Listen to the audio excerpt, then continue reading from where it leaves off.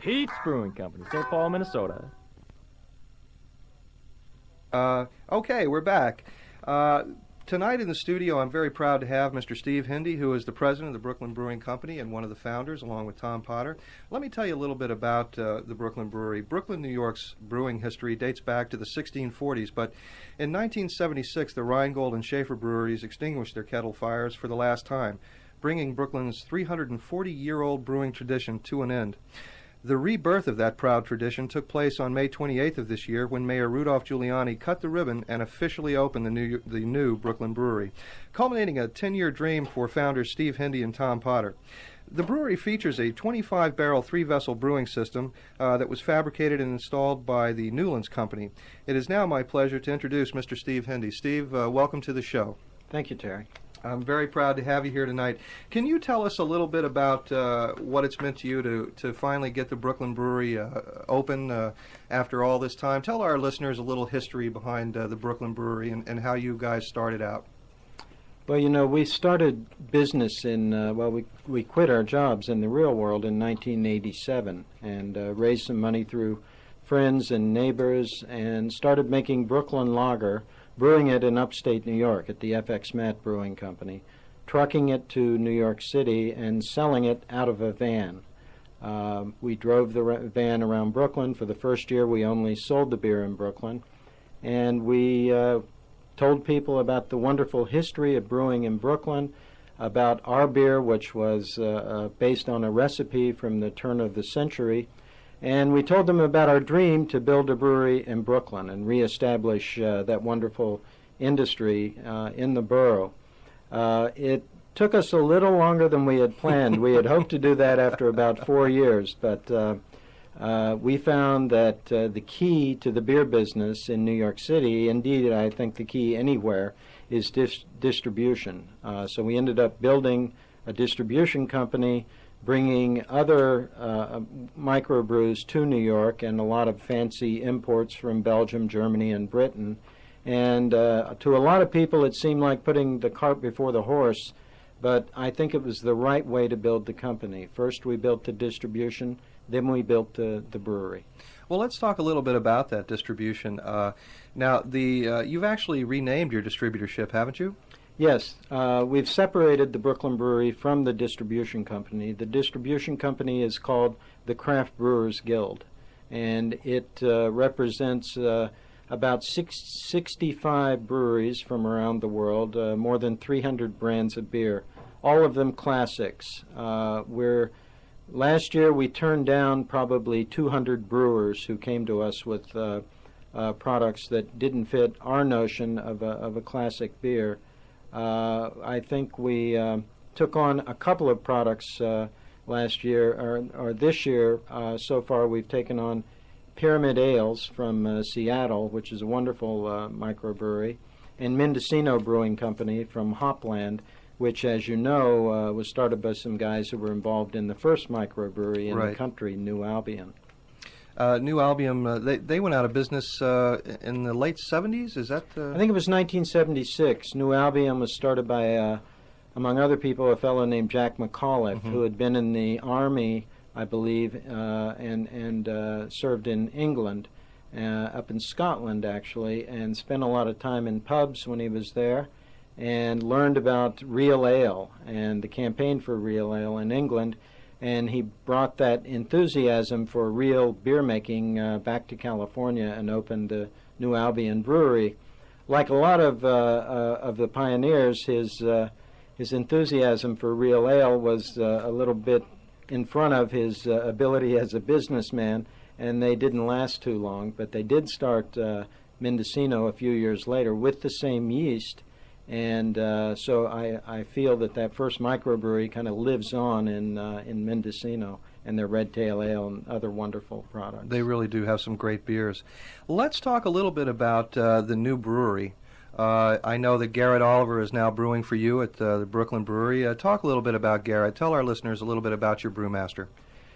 Well, Garrett, I think, is the best brewmaster in the East, perhaps in the country. I met him years ago, probably 1986-87, when I was invited to speak before the New York City Homebrewers Guild at Brewski's on the Lower East Side in Manhattan. Which has just reopened this year, as a matter of fact. That's right. That's right. I showed up at the meeting, and it was a very enthusiastic, very interesting group of people. And Garrett came late, and I remember he made quite an appearance when he came in. He had on a black cape, and he had these boots on about up to his knees, and he cut quite a figure, and he had the respect of everyone in the room. It was just fascinating watching Garrett's charisma at work in that first time I ever met him.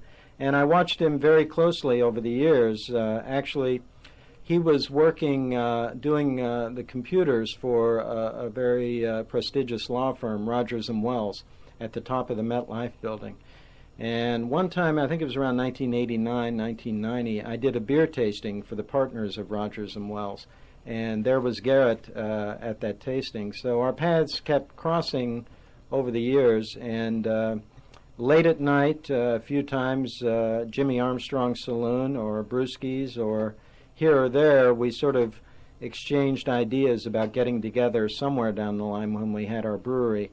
Because I think Garrett's a very talented brewer, and he's really studied the history of brewing and the history of beer styles and is dedicated to respecting those styles and innovating where it's possible, but really respecting the foundation of knowledge about beer.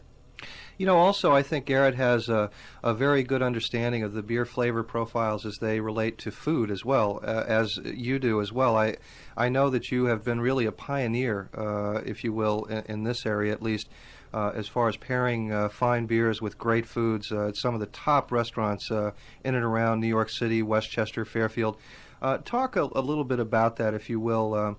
You just said that you carry almost 300 different beers at the distributorship. Talk a little bit about that. How really people are becoming more educated and more aware of the fine beers and how they fit in, not only with the menu but actually being used in a lot of the food preparation these days. I think my interest in beer and food really grew out of my friendship with Michael Jackson, the British beer writer. Michael told me a lot years ago about the wonderful traditions of cooking with beer in Belgium and matching beer with different courses in a meal. I did my first beer dinner in 1991 at Windows on the World with David Rosengarten, who's now on TV Food Network. And I remember it was on an evening when there was a playoff, I think it was an NBA playoff game, a Monday night, and the people at Windows on the World were kind of biting their nails about whether anyone would show up. The event was sold out, but they were worried whether anyone was going to show up because of this conflict. The room was packed, and people were rapt. They were very attentive throughout the meal, and it was just a fascinating experience. Since then, we've done tastings at many wonderful restaurants around the city. Why don't you tell us a little bit about some of those restaurants, and also you have a list of some places that are going to be doing some dinners. Is that right? Yes. Why don't you tell us a little bit about that? Well, we've done beer events at great restaurants like La Cajou. We did them a series at the Waldorf Astoria. I'm happy to say that Jim Munson, Ed Raven, other partners of mine in my company have taken up this cause also, and are often doing beer dinners around the city. Tomorrow night, Garrett's doing an event at Oceana with the great chef Rick Moonen, a beer and cigar dinner, an incredible dinner. There's one planned actually in a week here in Westchester, in Rye, at the Black Bass. That'll be a beer and cigar dinner. And do you have the date for that? It's next Monday, the 29th. I did an event a couple of days ago, which I'm very excited about. I did a beer and cheese tasting with a fellow named Rob Caufelt, who owns Murray's Cheese Shop in the Village. and we paired up 10 amazing beers with 10 amazing cheeses. We did it at the Peter Kump Cooking School in the city, and they maxed out the room. They sold 50 tickets to the event. Wow. And the pairings with the cheeses and the beers were just astounding. Everyone was thrilled and very excited about taking those ideas home to their dinner parties. I think what's great about beer and food and about the whole beer movement is that it really enriches people's lives. You're showing them not just how to drink as many beers as you can to overcome nervousness at a party or whatever. It's not image advertising like the big brewers. You're showing them how to enjoy beer and how to enjoy food and how to think about what they're tasting and learn about the beers, learn about the foods. And it's exciting to me to go to an event like the beer and cheese tasting at Peter Kump School and have half the people there be women also. I find that the beer fest I've been involved in, the beer events in the Seaport, the New York Beer Fest under the Brooklyn Bridge, one of the most exciting things about those events, in my eyes, is the number of women who show up. It's not just a bunch of guys guzzling beer. It really is amazing how many gals are really now starting to enjoy these flavors and the different flavors of the different beers now, and it really are becoming educated. I want to hold that thought. We're going to break away here for just a moment to tell you folks about some of our sponsors. I'd like to tell you a little bit about the Lazy Boy Saloon and Ale House, but before I do that, I want to give you folks the number here in the studio because Steve has brought an incredible grab bag with him tonight. There are some beautiful T-shirts from the Brooklyn Brewery, the Brooklyner Weissbier T-shirts, the India Pale Ale T-shirts. Folks, I can't even name them all. We've got quite a few. Plus, we have some beautiful glassware, and Steve has brought us, I don't know how many copies here of the Good Beer Guide to New York by Timothy Harper, which we'll also be giving away. So let me give you that number. It's area code 914-636-0110. Why don't you call us up right now, and we'll take some random callers, and you can ask Steve a few questions when we come back, and we'll certainly start giving away some of these great prizes. The Lazy Boy Saloon and Ale House is located at 154 Mamaroneck Avenue, right in the heart of downtown White Plains. J.R. Cavallero, the owner, has Westchester's largest selection of fresh, microbrewed, domestic, and imported beers on tap. As a matter of fact, the Lazy Boy has 28 beers on tap every day. And if you can't find the taste, style, or flavor you want on tap, JR has personally selected over 250 different bottled beers for you to come in and enjoy.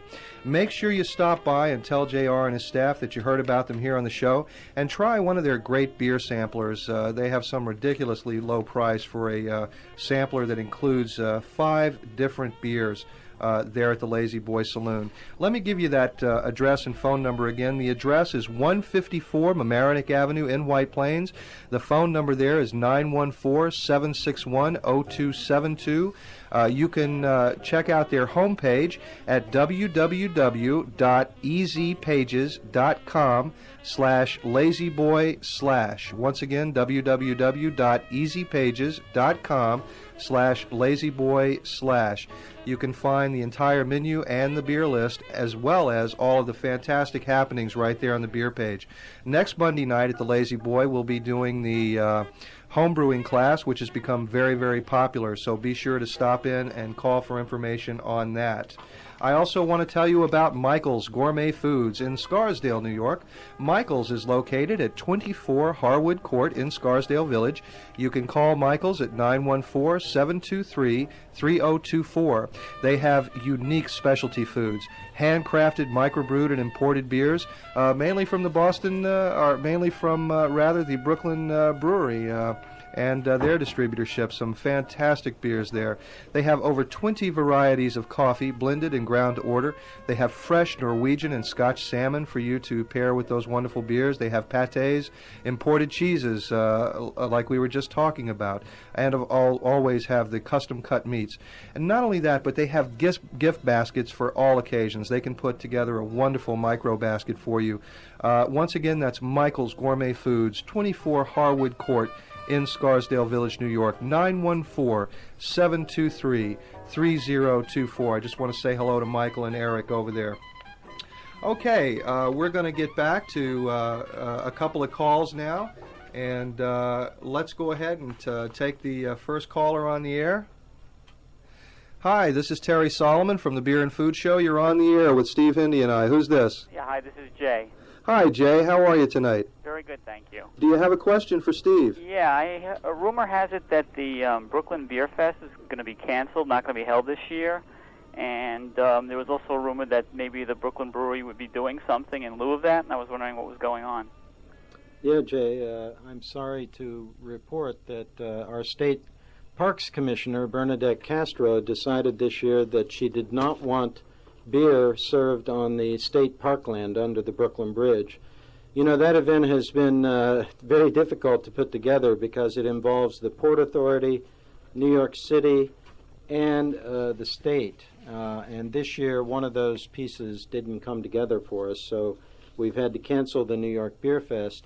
The Brooklyn politicians and city politicians have gone to bat for us, though, and there is a possibility it'll be held once again in 1997. To make sure people aren't disappointed that weekend, we are going to have a what we call American Microfest at the Brooklyn Brewery September 7th and 8th. This will be held outdoors in front of the brewery and indoors at the brewery, weather permitting, and if the weather's bad, we'll just have it indoors, probably in a couple of sessions. You can call the Brooklyn Brewery for ticket information after August 1st. Dan, where are you from? It's Jay. I'm sorry, from Jay. Long Island. You're out on Long Island? Yeah. Well, I tell you what I'm going to do. I'm going to send you a Brooklyn T-shirt. Let me reach in the bag here and see what we're going to send you. We'll do this blind. Oh, you got the India Pale Ale T-shirt. It's a beautiful T-shirt. I wish you folks could see it. It's got beautiful colors. Orange. It looks like lime and lemon and white and all kinds of crazy things here. It's a gorgeous T-shirt, and we'll send that out to you. So stay on the line and let our assistant Kate get your information. And thank you so much for calling in. Thank you. Okay, we have Pat on line 2. Is that right? Hi, this is Terry. You're on the air. Is this Pat? Hello, this is Terry. Are you on the air? Hi, this is Terry. Great. Hi, Pat. Yeah. Hi, it's Terry Soloman here with Steve Hindy. How are you? Good. How are you? Good. You're calling us from Yonkers. Yes, I am, but I'm calling for my mom, senior citizen who's a beer drinker for a long time. And I called too soon because she answered my question. Michael's in Scarsdale puts together gift packs of microbrews. They absolutely do, and they can put some wonderful gourmet cheeses in there for you, and different types of chips and salsas. They have wonderful different things. You should absolutely check them out. That's terrific. She would have called herself, but she's on one of her many mini vacations. Pat, do you have a question for Steve Hindy from the Brooklyn Brewery? No, truthfully not at this time. I'm very glad to hear, though, that he's doing more dinners and beers. And I see he's doing one locally. Absolutely. Yeah. All right, well, listen, we're going to send you a copy of Tim Harper's book, A Good Beer Guide to New York, and thank you so much for calling us up tonight. Thank you for having a great show. Oh, thank you. All right, do we have anybody else on the line? All right, let's go back to talking to Steve here a little bit more about what's going on out there at the Brooklyn Brewery. Let's talk a little bit about the Craft Brewers Guild going up to Boston, Steve. I see that you're expanding a little bit.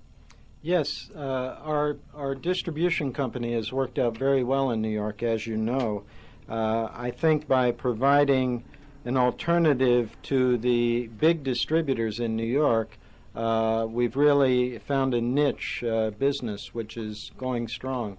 So we're taking that formula to Boston. In the coming days, we'll be announcing the purchase of a small distributor there, and that will be our launch pad for Brooklyn products in the Boston area, and in New England throughout New England. And I think you'll see a number of micros and fancy imports coming our way, the same way they did in New York. So you're going to be taking that wonderful line up to Boston then as well? Yes. That you're carrying now. We have another caller on the line, Steve. Let's go ahead. Hi, this is Terry Soloman. You're on the air on the Beer and Food Show. Who we have? This is Bill Coleman. Hi, Bill. Where are you calling from? Williamsburg. From Williamsburg. Do you have a question for Steve? Yeah, I was just wondering. I've seen the Brooklyner Weiss out available. Do you have any